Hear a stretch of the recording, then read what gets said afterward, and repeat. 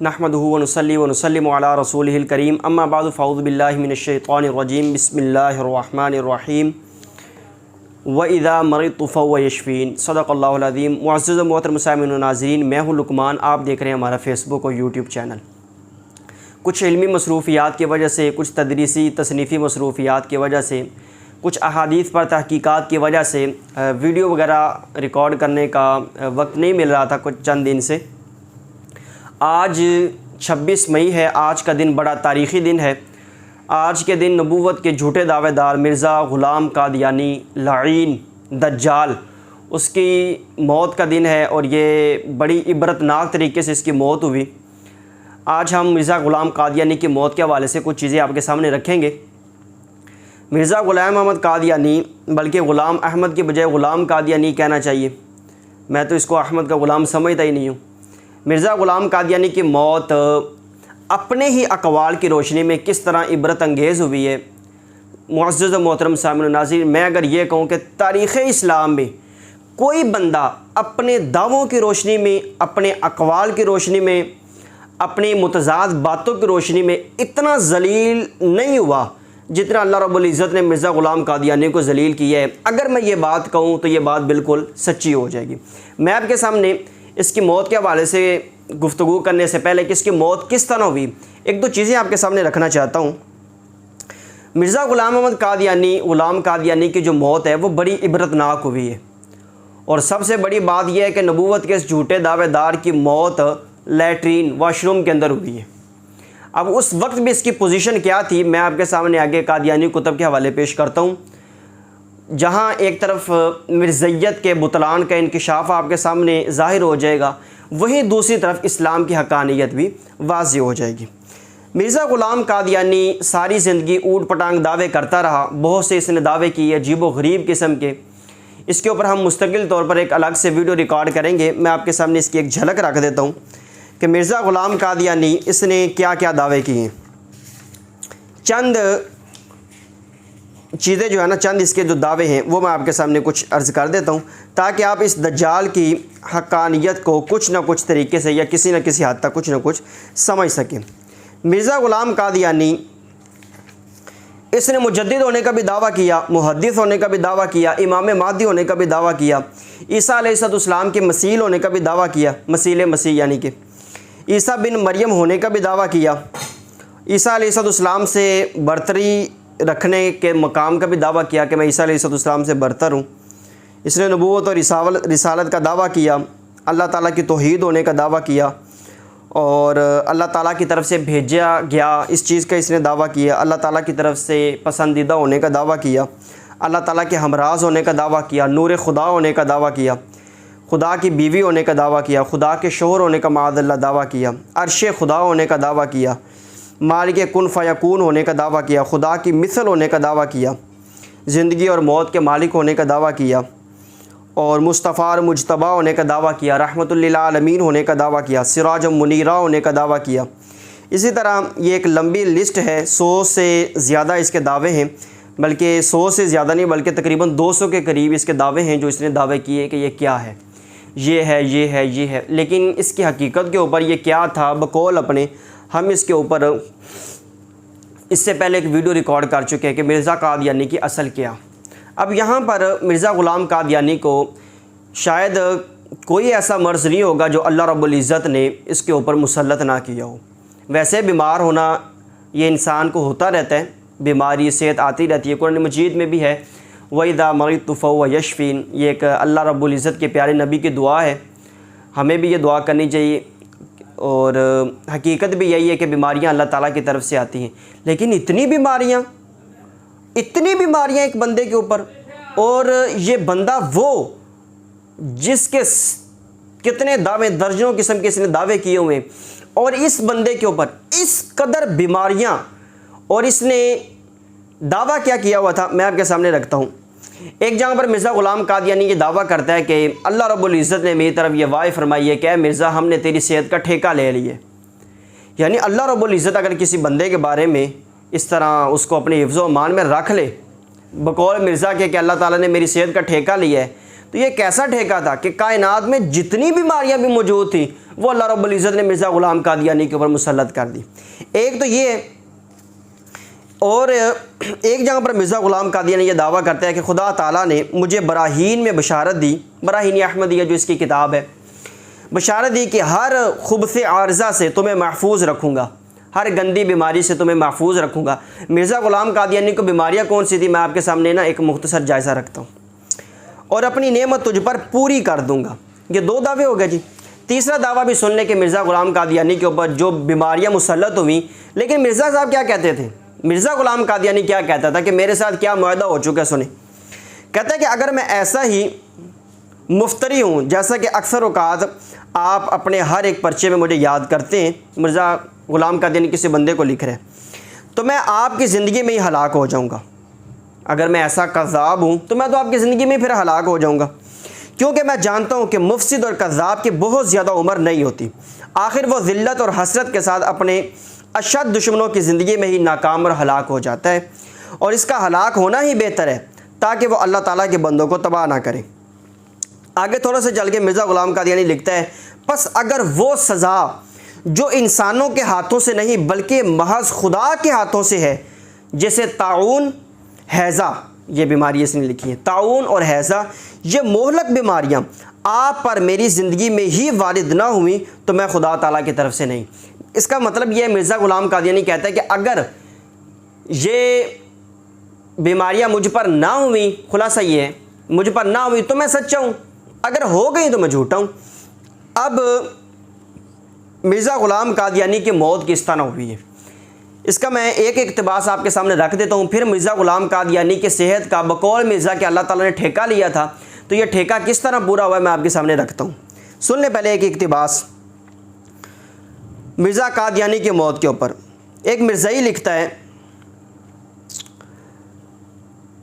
कहता है कि हज़रत मिर्ज़ा कादियानी जिस रात बीमार हुए उस रात मैं अपने मकाम पर जाकर सो चुका था। जब आपको बहुत तकलीफ़ हुई तो मुझे जगा दिया गया। जब मैं आपके यहाँ पहुँचा और आपका हाल देखा तो आपने मुझे मुखातब करके फरमाया कि मीर साहब, ये मीर नासिर नवाब है, ये मंदरजा हयात नासिर सफ़ा नंबर 16 से मैं इक़्तिबास पढ़ रहा हूँ।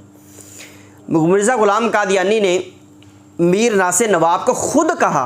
पिछला इक़्तिबास मैंने आपके सामने पेश किया, उसमें मिर्ज़ा ग़ुलाम कादियानी अखबार बदर, एक अखबार है अखबार बदर, ये कादियान से वो मतलब वो होता था, शाया होता था, उसके अंदर वो जो मैंने पहला इक़्तिबास पेश किया ना वो वहाँ से था 25 अप्रैल 1907 को, जिसमें मिर्ज़ा ग़ुलाम कादियानी ने कहा था कि ताउन और हैज़ा ये मोहलक बीमारियाँ हैं, अगर ये मुसल्लत ना हुई, मतलब मुसल्लत ना होने को मिर्ज़ा साहब ने अपनी सच्चाई की दलील करार दिया था और इनके मुसल्लत होने को अपने आप के कज़्ज़ाब होने की दलील करार दिया था। अब मिर्ज़ा ग़ुलाम कादियानी मरते वक्त खुद कहता है कि मीर साहब मुझे वबाई हैज़ा हो गए। इसके बाद आपने कोई ऐसी साफ़ बात मेरे ख़्याल में नहीं फरमाई, यहाँ तक कि दूसरे दिन 10 बजे आपका इंतकाल हो गया।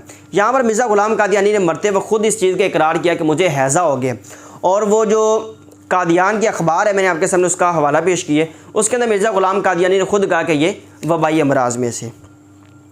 मिर्ज़ा ग़ुलाम कादियानी को ये जो वही लेके फ़रिश्ता आया था ना बकौल मिर्ज़े के, क्योंकि वही आई थी ना मिर्ज़े के ऊपर कि हमने तेरी सेहत का ठेका ले लिए। अब मैं आपको नाज़रीन यहाँ पर दिलचस्पी के लिए ये हवाला पेश कर दूँ कि मिर्ज़ा ग़ुलाम कादियानी के ऊपर वही लाता कौन था। सुन लें, आपको बड़ा मज़ा आएगा।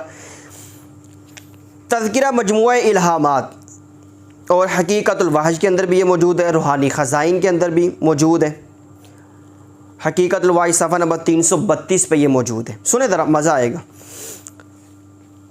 कहता है कि 5 मार्च 1905 को मैंने ख्वाब देखा। मिर्ज़ा ग़ुलाम कादियानी खुद कहते हैं कि एक शख्स जो फ़रिश्ता मालूम होता था मेरे सामने आया और उसने बहुत सारा रुपए मेरे दामन में डाल दिया। मैंने उसका नाम पूछा तो उसने कहा कि नाम कुछ नहीं। मैंने कहा आखिर कुछ तो नाम होगा। उसने कहा कि जनाब मेरा नाम है टीची टीची।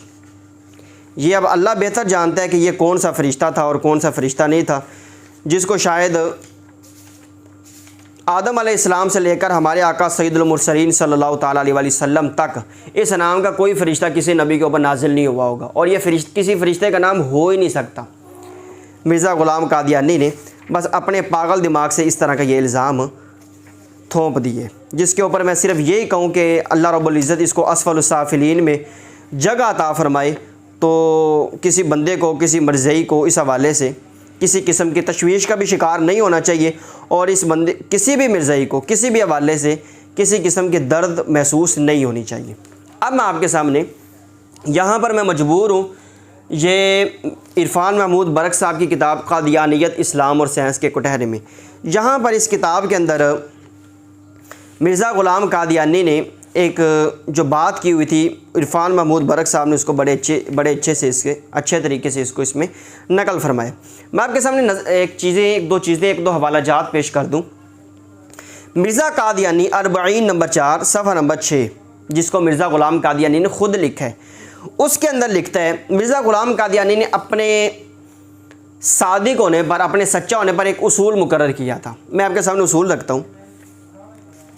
कहता है, इसका कहना यह था कि हरगिज़ मुमकिन नहीं कि कोई शख्स झूठा होकर और खुदा पर इफ्तरा करके 23 बरस की मोहलत पा सके। आगे चल के लिखता है कि ऐसा बंदा ज़रूर हलाक होगा।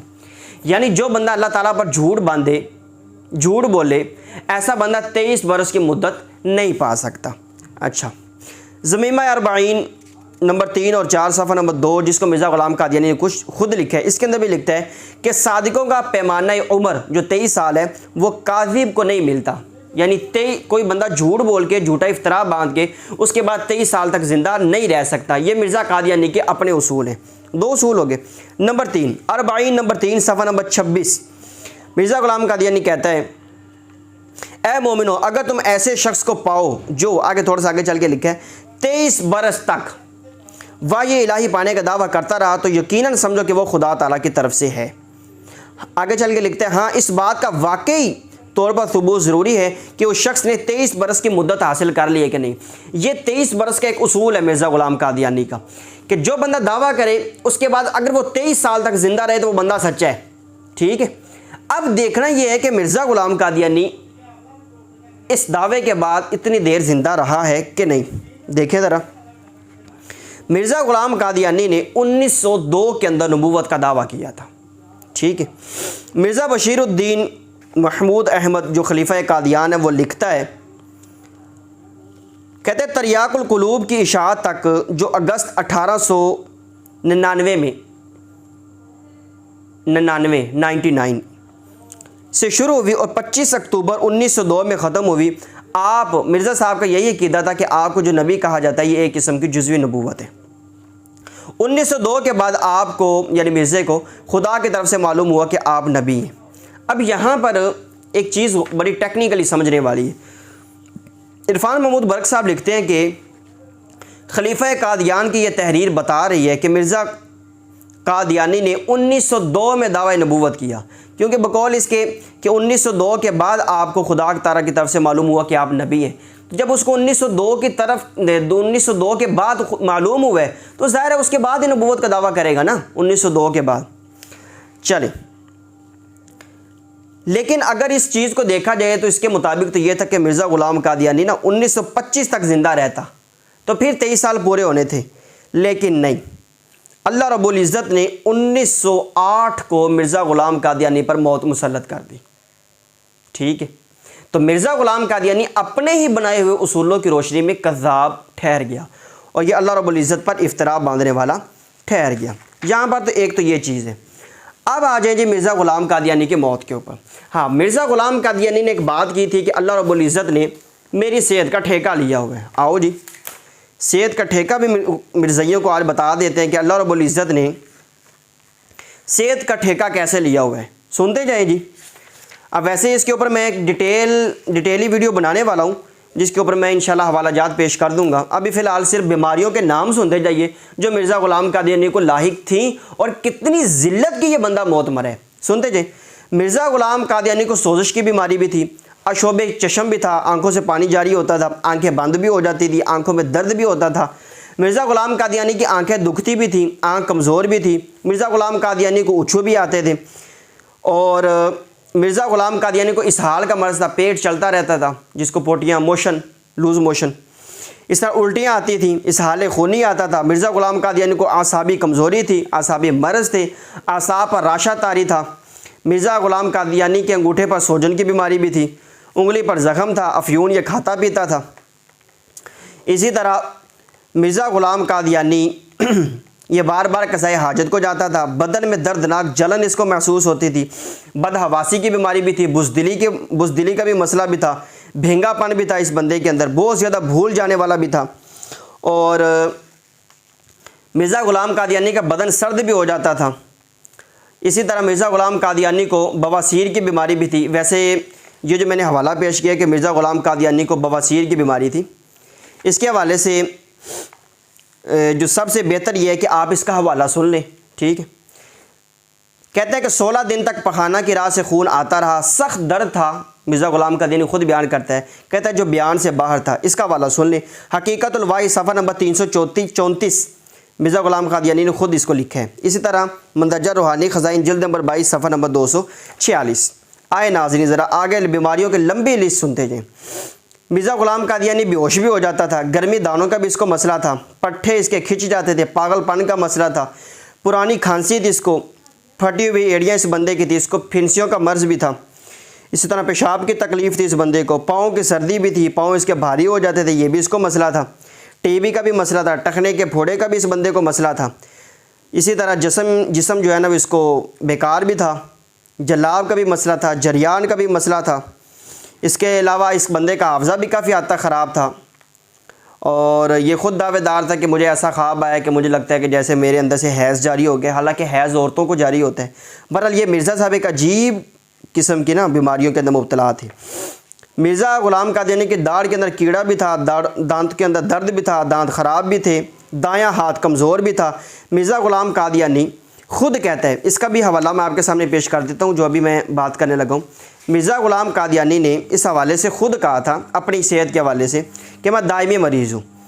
हवाला सुन लीजिए, ज़मीमा अरबाइन नंबर 4 सफ़ा नंबर 4 मिर्ज़ा ग़ुलाम कादियानी ने खुद लिखा है। इस तरह मंदरजा रूहानी ख़ज़ाइन जिल्द नंबर 17 सफ़ा नंबर 470, इसमें मिर्ज़ा ग़ुलाम कादियानी खुद लिखता है कि मैं एक दायमुल मरीज़ आदमी हूँ, हमेशा दर्द सर और दौरान सर, मतलब मेरा सर घूमता है और सर में दर्द भी होती है, और कमी ख्वाब और तशंज दिल की बीमारी दौरे के साथ आती है। बीमारी ज़ियाबतीस है और एक अरसा से दामनगीर है। तो यहाँ पर तो मिर्ज़ा ग़ुलाम कादियानी खुद लिखता है कि जनाब मैं दायमी मरीज़ हूँ। और वो जो हवाला मैंने आपके सामने पेश किया था उसमें मिर्ज़ा ग़ुलाम कादियानी कहता है कि अल्लाह ताला ने तो मेरी सेहत का ठेका लिया हुआ है, ठेके के सुनते रहे मज़ीद बीमारियाँ। मिर्ज़ा ग़ुलाम कादियानी को दिल का भी मर्ज़ था, दिल का इज़्तिराब भी था, दिल की बीमारी भी थी, दिमाग पर कमज़ोरी का हमला भी था, दिमाग में फतूर भी था, दिमाग कमज़ोर भी था, दम घुटता भी था। इसी तरह मिर्ज़ा कादियानी को दौरे भी पड़ते थे। मिर्ज़ा ग़ुलाम कादियानी की ज़बान पर ज़ख़म भी था, ज़बान के अंदर लुकनत भी थी, इसको ज़ुकाम भी था। इसी तरह ताउन की बीमारी भी थी मिर्ज़ा ग़ुलाम कादियानी को। इस तरह फालज का मसला भी था, इसको कब्ज़ का मसला भी था, असबी कमज़ोरियाँ भी थी, इस बंदे की गर्दन के पट्टे भी खिंच जाते थे। ये एक लंबी लिस्ट है नाजरीन, मैं इसकी लिस्ट 269 बीमारियाँ इस बंदे को थी, जो लिस्ट मेरे पास मौजूद है, और हर बीमारी का हमने हवाला इकट्ठा किया हुआ है। इसके ऊपर हम एक अलग से पूरा लेक्चर रिकॉर्ड कर देंगे जो कई घंटों पर मुहित होगा। तो वो बंदा जो कहता है कि अल्लाह ने मेरी सेहत का ठेका लिया हुआ है, अल्लाह ताला ने उस बंदे को कमो पेश 269 बीमारियों के अंदर मुब्तला करके मौत के मुंह के अंदर धकेल दिया। तो आज उस बंदे की मौत का दिन है जो वाशरूम के अंदर मरे। मिर्ज़ा ग़ुलाम कादियानी की मौत के हवाले से मज़ीद कुछ चीज़ें मैं आप लोगों की समातों की नज़र कर देता हूँ। मिर्ज़ा कादियानी 26 मई 1908 को हैज़े की मर्ज़ से वाशरूम के अंदर मर गया था। अब मिर्ज़ा ग़ुलाम कादियानी की बीवी नुसरत जहान बेगम, मिर्ज़ा ग़ुलाम कादियानी की जो ये बेगम थी, सिर्फ़ इस एक औरत के ऊपर ना मैं एक पूरा बयान वो मैंने हवालाजात अपनी डायरी पे लिखे हुए कि ये क्या थी, इसकी तबीयत कैसी थी और मिर्ज़ा ग़ुलाम कादियानी कैसा रानो मुरीद था, और जो सारे मामलात हैं इंशाल्लाह इसके ऊपर आपके सामने जब वो क्लिप पहुंचेगा ना आपको बड़ा मज़ा आएगा। मिर्ज़ा ग़ुलाम कादियानी की बीवी बयान करती है मिर्ज़ा ग़ुलाम कादियानी के मौत के हवाले से। सुनो, कहते हैं कि हज़रत मसीह मऊद यानी मिर्ज़ा ग़ुलाम कादियानी को पहला दस्त खाना खाने के वक्त आया। दस्त समझते हैं ना, बच्चों को दस्त लग जाते हैं, पोटियाँ लग जाती हैं। तो मिर्ज़ा साहब को पहला उस वक्त आया, मगर इसके बाद देर तक हम लोग आपके पाँव दबाते रहे और आप आराम से लेट कर सो गए और मैं भी सो गई। लेकिन कुछ देर बाद आप पखाना के लिए मतलब तशरीफ़ ले गए। इसके बाद आपने ज़्यादा ज़ौफ़ महसूस किया, कमज़ोरी हो गई, मौत आनी है। अच्छा, ज़ौफ़ महसूस किया तो आपने अपने हाथ से मुझे जगाया। मैं उठी तो आपको इतना ज़ौफ़ था कि आप मेरी चारपाई पर ही लेट गए। चले हम इसके ऊपर तबसरा नहीं करते कि वो उसकी बीवी थी, अगर उसके साथ भी लेट गया तो इसके ऊपर तबसरा नहीं करते। और मैं आपके पाँव दबाने बैठ गई। चलिए इसके ऊपर भी तबसरा नहीं करते, बीवी है, वो अपने शौहर की खिदमत करती है। बहरहाल कहती है कि इतने में आपको एक और दस्त आया, मगर अब इस कदर ज़ौफ़ था कि आप खाने ना जा सकते थे, इसलिए चारपाई के पास ही बैठकर आप फारिग हुए, फ़र्श के ऊपर उसी तरह ही। अल्लाह रब्बुल इज़्ज़त ने ऐसी मौत मारी कि इसको वॉशरूम जाने की हिम्मत भी नहीं हो सकी। कहती है कि फिर उठकर लेट गई और मैं पाँव दबाती रही, मगर ज़ौफ़ बहुत हो गया था। इसके बाद एक और दस्त आया। यार बंदा है कि ये अल्लाह रब्बुल इज़्ज़त का अज़ाब नहीं है कि वो करके लेटा तो फिर हाजत हो गई है। फिर आपको एक कै आई। जब आप कै से फारिग होकर लेटने लगे तो इतना ज़ौफ़ था कि पुश्त के बाल चारपाई पर गिर गए। ये नबूवत का झूठा दावेदार है, नबूवत का दावेदार है ये बंदा, और अल्लाह रब्बुल इज़्ज़त की पकड़ देखें इसके ऊपर। और आपका सर चारपाई की लकड़ी से टकराया और हालत दिगर गूँ हो गई। ये दिगर गूँ के अंदर ना बड़ी बारीकी है। मैं इसके ऊपर तबसरा नहीं करना चाहता क्योंकि वीडियो जो है ना वो पहले थोड़ी सी लंबी हो रही। ये जो मैंने अभी इक़्तिबास पेश किया, ये सीरतुल महदी जिल्द नंबर 1 सफ़ा नंबर 11 और 12 से पेश किया है। इस किताब को मिर्ज़ा ग़ुलाम कादियानी के बेटे ने लिखा है। दूसरा, मिर्ज़ा ग़ुलाम कादियानी के खुसर मीर नासिर कादियानी, जिसका मैंने पहले हवाला पेश कर दिए, उसके अंदर तो साफ़ लिखा है ना, मैं आपके सामने फिर पेश कर देता हूँ। कहते हैं कि मिर्ज़ा साहब जिस रात बीमार हुए उस रात को मैं अपने मकाम पर जाकर सो चुका था। जब आपको बहुत तकलीफ़ हुई तो मुझे जगाया गया। जब मैं हज़रत के पास पहुँचा और आपका हाल देखा तो आपने मुझे मुखातब करके फरमाया कि मीर साहब मुझे वबाई हैज़ा हो गए। और वबाई हैज़े को मिर्ज़ा साहब खुदाई बीमारी करार देते थे, अज़ाब मतलब करार देते थे। इसके बाद आपने कोई ऐसी साफ बात मेरे ख्याल में नहीं फरमाई, यहाँ तक कि दूसरे रोज़ 10 बजे आपका इंतकाल हो गया। यहाँ पर एक और बात है, बड़ी मज़े की है। मिर्ज़ा ग़ुलाम कादियानी की मौत के ऊपर डिस्कस हो रही है ना हमारी, कि ये नबूवत का दावेदार अल्लाह रब्बुल इज़्ज़त ने इसको कितनी गंदी मौत मारा। मैंने आपके सामने एक इख्तिसार के साथ अर्ज़ किया, ये कहता था कि अल्लाह ने मेरी सेहत का ठेका लिया है, तो अल्लाह रब्बुल इज़्ज़त ने जो इसके ऊपर बीमारियाँ मुसल्लत की, उसकी 269 बीमारियों की लिस्ट तो मैंने तैयार की हुई है कि इस बंदे को 269 बीमारियाँ मौजूद थी। बाकी कुछ बीमारियाँ मैं मज़ीद रिसर्च करूँगा तो हो सकता है कि 300 से भी तजावज़ कर जाए, और हो सकता है इन बीमारियों के ऊपर मुझे एक किताब लिखनी पड़े, क्योंकि जब इतनी रिसर्च कर ली है मैंने तो अगर इसको तरतीब दिया जाए तो ये एक किताब बन जाएगी। बहरहाल सुनी, चौधरी मोहम्मद इस्माइल साहब कादियानी लाहौरी बयान करते हैं। कादियानी, ये हवाला सुन लीजिए, कादियानी जमात लाहौर का अखबार पैगाम सुलह लाहौर जिल्द नंबर 27, नंबर इसका 13 है। 3 मार्च 1939 को ये मतलब ये शाया हुई है। इसमें मैं मतलब जिस किताब के हवाले से ये चीज़ आपके सामने रख रहा हूँ, मैं उस किताब का हवाला भी पेश कर दूँ। कादियानी मज़हब का इल्मी मुहासबा जिल्द नंबर 1 है, सफ़ा नंबर 139 है। इस किताब में उस अखबार के हवाले से इक़्तिबास लिखा हुआ है। कहते हैं कि चौधरी मोहम्मद इस्माइल साहब कादियानी लाहौरी बयान करते हैं कि चंद रोज़ हुए मुझे एक कादियानी बुज़ुर्ग से जो लाहौर में सुकूनत पजीर हैं, लाहौर में रहते हैं, कहते हैं कि लाहौर से बाहर एक जगह मुलाकात का शरफ़ हासिल हुआ। मतलब एक कादियानी लिखता है कि मुझे एक कादियानी बाबे से लाहौर के बाहर एक दफ़ा मुलाकात हुई, और वो बुज़ुर्ग जो कादियानी बुज़ुर्ग थे वो रहते लाहौर में थे, लेकिन मेरी उनसे मुलाकात लाहौर के बाहर हुई। तो कहते हैं कि असनाए गुफ्तगू में मेरे मुँह से ये निकल गया कि ख्वाजा कमालुद्दीन साहब मरहूम मौत के वक्त बहुत खुश थे। इस बंदे ने जब ये बात की ना, तो वो जो बाबा कादियानी था, लाहौर का रहने वाला था, वो आगे से फ़ौरन बोल उठा कि ये क्यों कर हो सकता है कि महमूद का दुश्मन मौत के वक्त खुश हो। या महमूद से मुराद ना कादियान का खलीफा महमूद अहमद है। अब उस बंदे की इस कादियान के खलीफे से नहीं बनती थी, तो कादियानी बाबा कहने लगा ये कैसे हो सकता है, तुम कहते हो कि मतलब हमारे कादियान के खलीफा महमूद का दुश्मन मौत के वक्त खुश था। तो जो बाबा कहने लगा वो कादियानी था, बाबा भी कहते कैसे हो सकता है कि महमूद का दुश्मन मौत के वक्त खुश हो। मौत के वक्त ख्वाजा साहब के मुंह से पखाना निकल रहा था, ये बाबे ने बात की। ये ज़रा समझे, ये बंदा है और ये बाबा है। ये बंदा इस बाबे से कह रहा है कि एक बंदा जिसके बारे में मैं जानता हूँ वो मौत के वक्त बड़ा खुश था।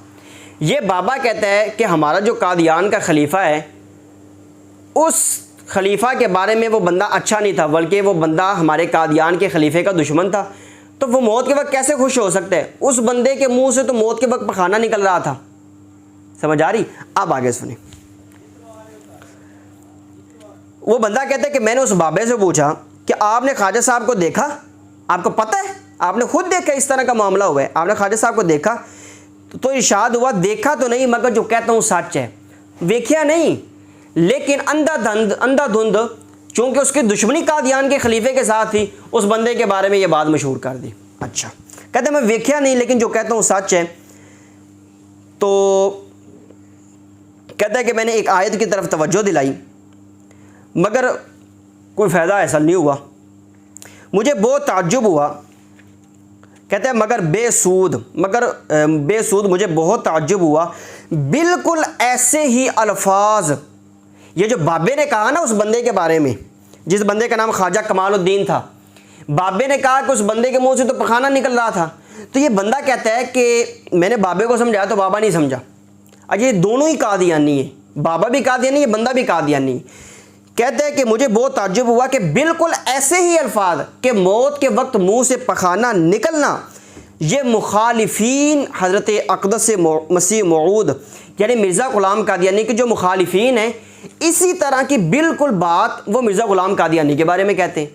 जिस तरह ये कादियानी बाबा ख्वाजा कमालुद्दीन के बारे में कह रहा है कि उसके मरते वक्त मुँह से पखाना निकल रहा था, वो बंदा कहने लगा जो खुद मिर्ज़ा ही कहता है कि इस तरह की बातें तो मैंने मिर्ज़ा ग़ुलाम कादियानी के बारे में सुनी है कि जो मिर्ज़ा ग़ुलाम कादियानी के मुखालिफीन है वो तो मिर्ज़ा ग़ुलाम कादियानी के बारे में भी इसी तरह की बात करते हैं कि जब मिर्ज़ा ग़ुलाम कादियानी मरा तो उसके मुंह से पखाना निकल रहा था, और लाख तरदीद करो नहीं मानते।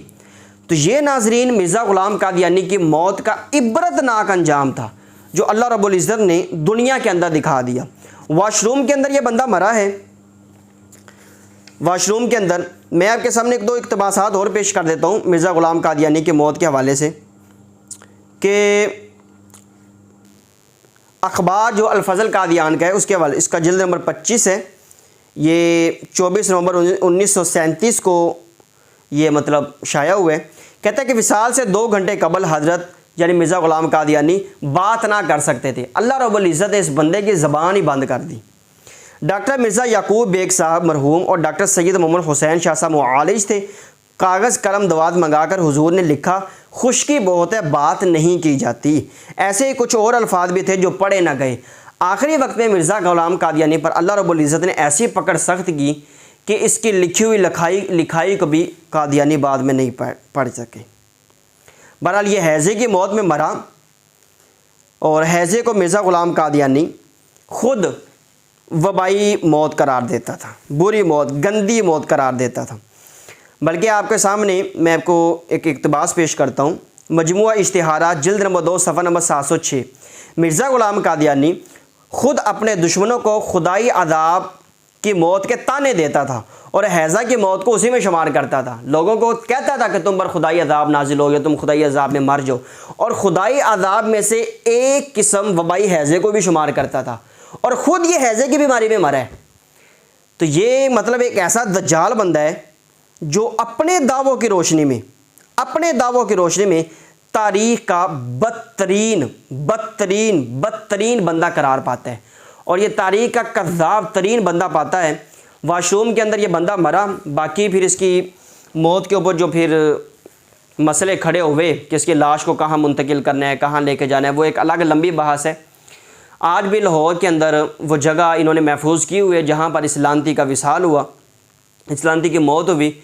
तो ये नाजरीन आपके सामने मिर्ज़ा ग़ुलाम कादियानी की ज़िंदगी का एक मुख्तसर सा खाका था कि जो कहता था कि अल्लाह ने मेरी सेहत का ठेका लिया हुआ है, ठेका। तो अल्लाह ताला ने इसके ऊपर जो बीमारियां मुसल्लत की, मेरी तहकीक के मुताबिक, जिसका हर एक का हवाला मेरे पास मौजूद है, वो 269 बीमारियाँ। तो अल्लाह ताला ने सेहत का ठेका इस तरह लिया, पहली बात। दूसरी बात, अल्लाह रब्बुल इज़्ज़त ने इसको हैज़े की बीमारी में मौत दी, और हैज़े की बीमारी में मौत, हैज़ा की बीमारी में मरना, इसको मिर्ज़ा ग़ुलाम कादियानी खुदाई अजाब करार देता था, लोगों को ताने देता था कि तुम इस तरह मरो, अपने मुखालिफिन को। दो चीज़ें हो गई। तीसरी चीज़, मिर्ज़ा ग़ुलाम कादियानी के बारे में दो कादियानियों की गुफ्तगू, आपस में जो मुकालमा हुआ, मैंने आपके सामने हवाला पेश किया। उसमें एक कादियानी दूसरे कादियानी बाबे को बता रहा है, वो सोच रहा है, बात कर रहा है कि इसी तरह की बातें तो ग़ुलाम कादियानी के बारे में भी मशहूर हैं। जिस तरह ख्वाजा कमालुद्दीन के बारे में आप बातें कर रहे हैं कि उसके मुंह से पखाना निकल रहा था, तो यही बात तो मिर्ज़ा ग़ुलाम कादियानी के बारे में मशहूर है कि मरते वक्त मिर्ज़ा ग़ुलाम कादियानी के मुंह से भी पखाना निकल रहा था। तीन चीज़ें हो गई। चौथी चीज़, मिर्ज़ा ग़ुलाम कादियानी, मैंने आपके सामने इसके दावे पेश किए, कुछ मैंने उसकी तरफ इशारा किया था, इसके दावों के ऊपर हम इंशाल्लाह पूरा बयान रिकॉर्ड कर देंगे। तो इसके अजीबो गरीब किस्म के दावे थे। बहरहाल तारीख़ का बदतरीन स्याह किरदार मिर्ज़ा ग़ुलाम कादियानी 26 मई 1908 को वासिल जहन्नम हुआ।